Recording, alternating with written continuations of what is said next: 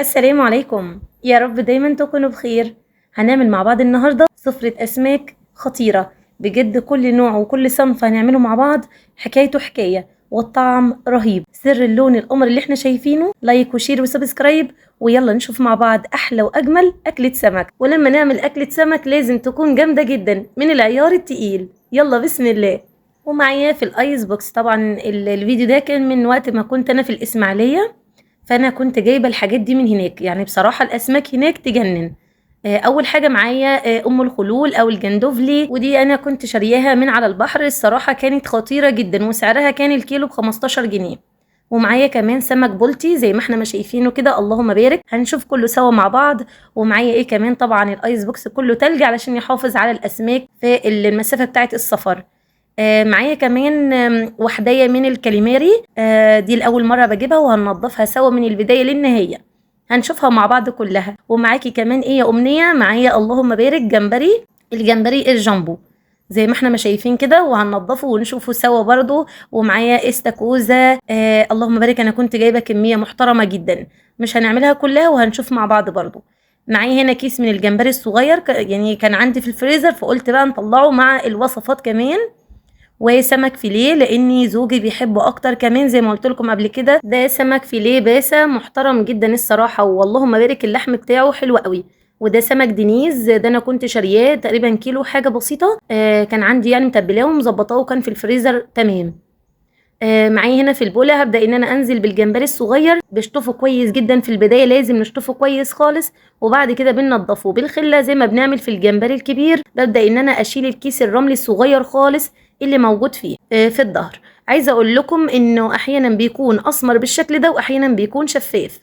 ما حبيتش اطول عليكم، خلصت كل الكميه وبقت تمام معايا وشطفته كويس جدا. ومعايا الجمبري الجامبو، اللهم بارك. طبعا كل حاجه لازم قبل ما نبتدي في تنظيفها لازم نشطفها كويس خالص.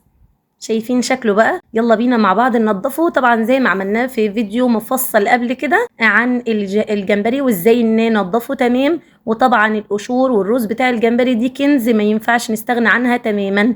نستخدمها في ايه؟ بنستخدمها في احلى واجمل حاجه هنعملها مع بعض النهارده، الشوربه الجميله جدا طبعا. ببدا ان انا بالخله بالراحه جدا، وابدا برضو ان انا انضفه واشيل الكيس الرملي ده. لازم نشيله تماما، لانه لو جينا اكلنا الجمبري وما شلناش الكيس الرملي ده فبنلاقيه بيقرقش في البق كده، فمش كويس خالص. وكمان بيكون محمل كميه سموم وزفاره مش كويسه تماما. كده تمام، وهكمل باقي الكميه تمام. خلصت كل كميه الجمبري، ودي القشور طبعا زي ما احنا ما شايفين في بوله لوحدها، والجمبري بقى تمام معايا. وهنا الاسماك، السمك بقى البلطي الجميل، وطبعا شطفاه كويس جدا. وهنا بوريكم ان الخياشيم بتاعته بيكون لونها وردي، وده بيدل على انه كويس جدا. والعيون بتاعتها بتكون فيها لمعه، ولما بنضغط عليها مش بيدخل لجوه. دي كلها علامات تدل ان السمك بتاعنا طازه وفريش وحلو جدا. وعلى البلانشة وهبدا ان انا انضف السمك البلطي زي ما هنشوفه مع بعض. اول حاجه بالمقص، وده بيسهل علينا كتير طبعا. بقصقص كل الزعانف وكل الخياشيم بتاعه السمكيه بالشكل ده كده طبعا. وقبل ما بنفتحها خالص عملنا فيديو مع بعض قبل كده عن السمك، وعملنا السمك السنجاري البلطي وكان يجنن بصراحة. النهارده هنعمله مع بعض صينية تجنن ان شاء الله تعجبكم جدا. بالسكينة ببدأ ان انا اشيل الخياشيم اللي موجودة على السمكية من بره. دي بتكون شفافة زي العدسية البيضة كده، شفافة خالص، فلازم ان احنا نشيلها تماما. وهبدأ ان انا انضفه. ومعايا هنا في الكبه الصغنونه دي، وتقدري تستخدمي كبه كبيره، وهنزل فيه بفلفل وشطه حمراء وخضراء يعني من النوعين. لو حباها تكون سبايسي استخدمي الشطه بتاعتك تكون سبايسي حراقه. عليها بمعلقه صغيره من الكمون، ومعلقه صغيره من الكزبره بس معلقه هرميه مليانه. ومعايا كمان معلقه صغيره من الملح، ومعلقتين 3 كبار من الخل الابيض، ما نستغناش عنهم ابدا. تمام جدا. ومعايا كمان عصير ليمونة. عايزة اقول لكم الخلطة دي تحفة جدا، تنفع معاكم في البتنجان وتنفع جدا في السمك زي ما عملناها قبل كده. بصراحة ما تستغنوش عنها تماما، ودي اللي هنستخدمها في كل الوصفات. ومعايا كمان معلقة كبيرة مليانة من التوم المفروم، واخفقهم كويس جدا جدا مع بعض. نقدر نضاعف الكمية لو احنا عايزين كمية اكبر. شايفين بقى؟ خفقناهم بقت احلى واجمل تتبيلة. هكمل باقي الكمية. الكاليماري، يلا بينا مع بعض نسمي الله ونعمل احلى واجمل تنظيف للكاليماري. عايزة اقول لكم رائع. احنا كده شلنا في البداية الراس كده، وهننضفها مع بعض وهنشوفها سوا. هنا بنضف الجزء الابيض ده كله، الجزء ده بيكون فيه طبقه شفافه خفيفه جدا، لازم ان احنا نشيلها. الطبقه دي هي اللي لما بنيجي ناكل الكاليماري بنلاقيه بيشد معانا، لو احنا شلناها هنلاقي اللهم بارك لما نيجي ناكله تحفه جدا. شايفينها معايا؟ تمام.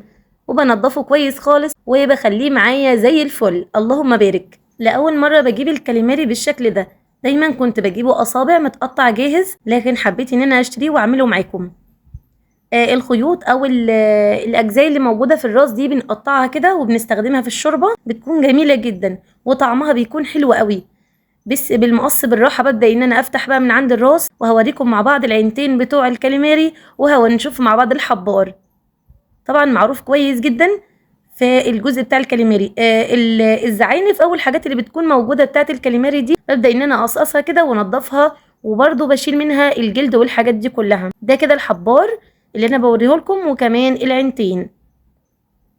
طبعا بنرمي خالص الحبار والعينتين، مش بنستخدمهم في حاجه، انا بس بحبيت ان انا اوريه لكم. بعد كده الاجزاء الباقيه بقى بنستخدمها، وبقطع الكاليماري بالشكل ده اصابع طويله. طبعا لازم نشطفه كذا مره وننقعه في ميه بخل بليمون بملح، لانه بيكون محمل كميه زفاره رهيبه.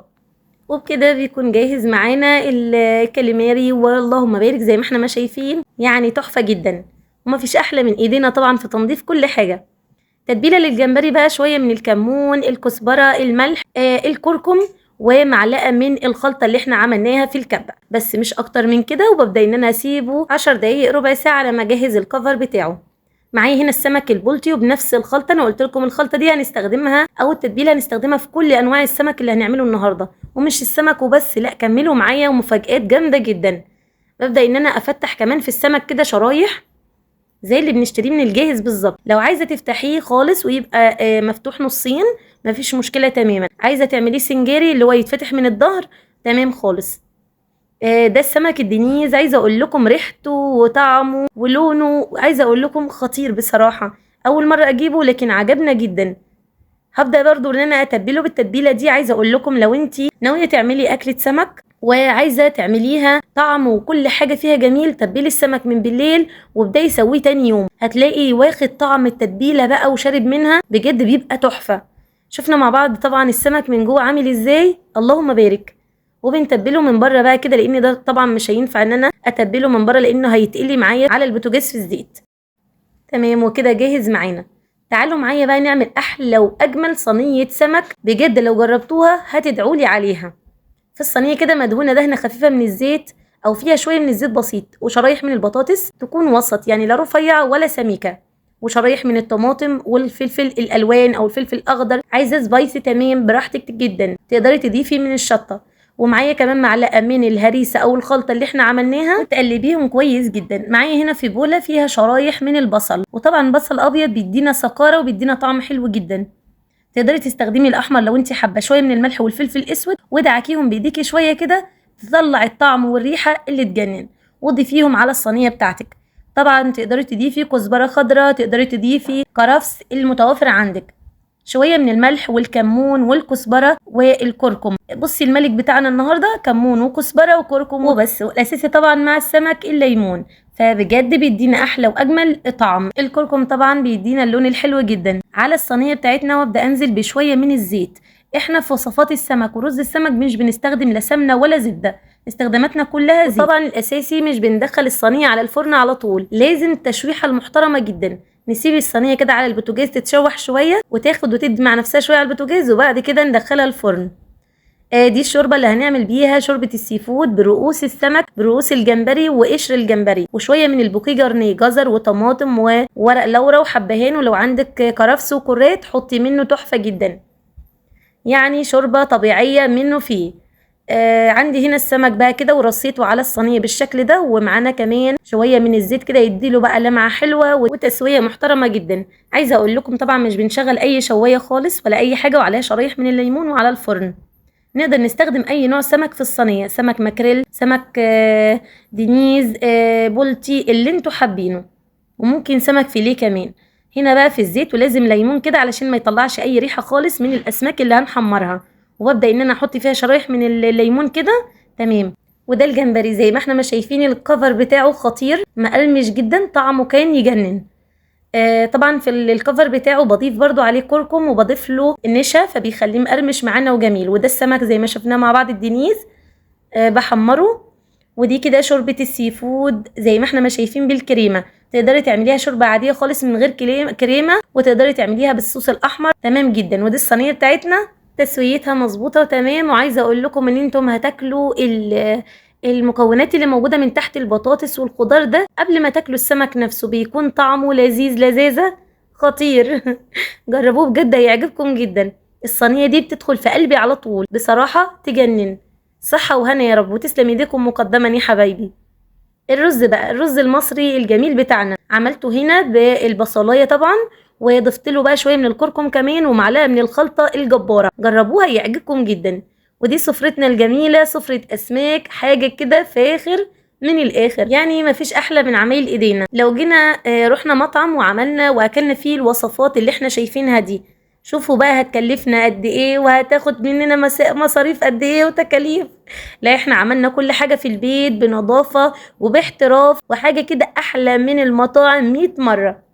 كمان السمك الفيليه تبلته تتبيلة محترمة جدا، نفس تتبيلة السمك البلطي، وعملت له الكفر بتاعه زي الجمبري بالظبط. اتمنى يكون فيديو النهارده عجبكم حبايبي، بحبكم جدا في الله. كومنت حلو منكم بيسعدني ويفرحني، والسلام عليكم.